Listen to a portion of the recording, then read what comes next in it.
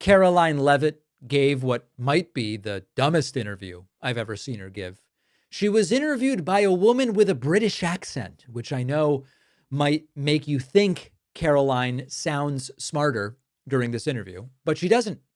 I never thought Karoline would say this sort of stuff, but she is still going with the Epstein thing is a hoax. Now, I know we've talked about this before. What is the hoax? Is the hoax that Trump did anything wrong? Is the hoax that Trump covered it up? Is the hoax that Epstein didn't really do anything? What do you mean by it's a hoax? Let's see if Karoline tells us. The latest big drama for them is the Epstein, the latest on the Epstein stuff. And you rebutted that immediately, saying it's another hoax, blah, blah. How is that playing out? And do you think that it's going to take a lot of your time going forward? Well, we certainly hope not, because I think the president is wanting very much to focus on the issues that he was elected to solve, like affordability and rising prices and none of which he's solving, by the way. You know, our border, we're continuing to do great work there. The trade deals, again, everything that's going on overseas. And that is what he's focused on. But if you look at how this Epstein story sort of evolved over the past week, it's classic Washington hoax. Yes. The latest. And what exactly does that mean? Which is they only when pressed will they say something like, no, the hoax is the timing used to take attention off of Trump's victories and the failures of Democrats who shut down the government. But so hold on. When you say hoax, do you just mean that it's a distraction? Did Jeffrey Epstein not do the things he's accused of doing? Are the people mentioned in the emails and the files and the documents, is it all planned decades in advance so that it could be unleashed in November of 2025? What do you mean it's a hoax? And then when you push them, they just go, well, no, it's like, it's a hoax that this is even a story. Really? Wow.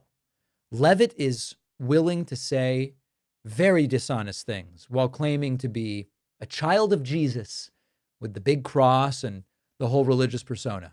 The host asks Karoline Leavitt about Trump spraying the Syrian president with perfume.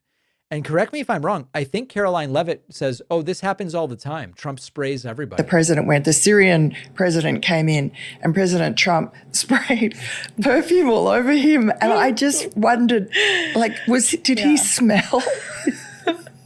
No.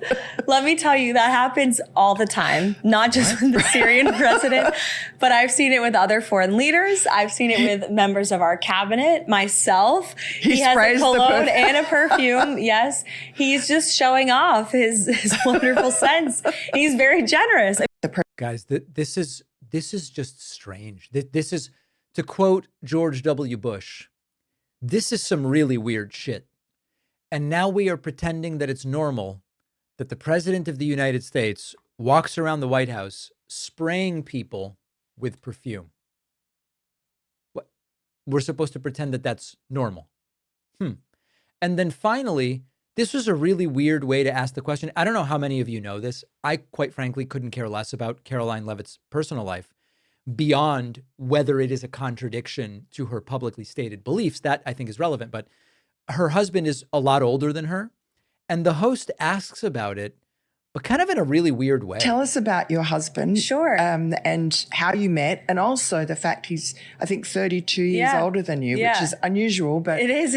But you're a very mature person, so probably, could you not find boys your own age who were as mature? Or, honestly, no. Yeah. Karoline Leavitt just couldn't find boys as mature as her.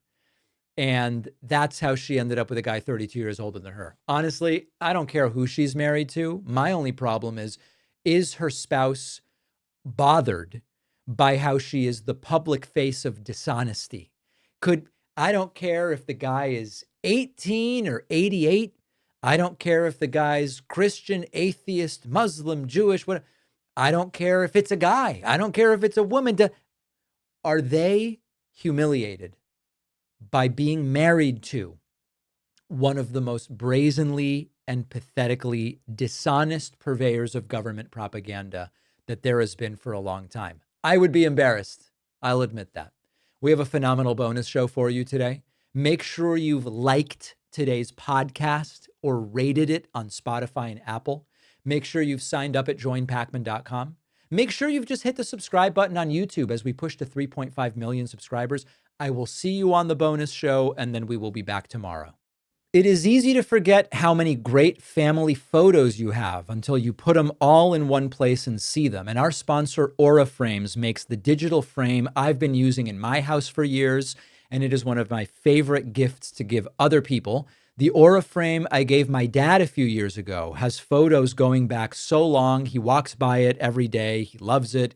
You can preload photos onto the frame before even gifting it, even if Aura ships it directly, and you can add a personal message as well. Then you and the recipient can keep adding photos from anywhere using the Aura app. The app is free and unlimited. You can put as many memories as you want on there. Super easy to use. No surprise, the New York Times named Aura the best digital photo frame. Every frame comes in a premium gift box. It feels like a polished, thoughtful gift. And you'll get $45 off Aura's best-selling Carver matte frames when you go to auraframes.com and use the code Pakman at checkout. It is Aura's best sale of the year. The link is in the description.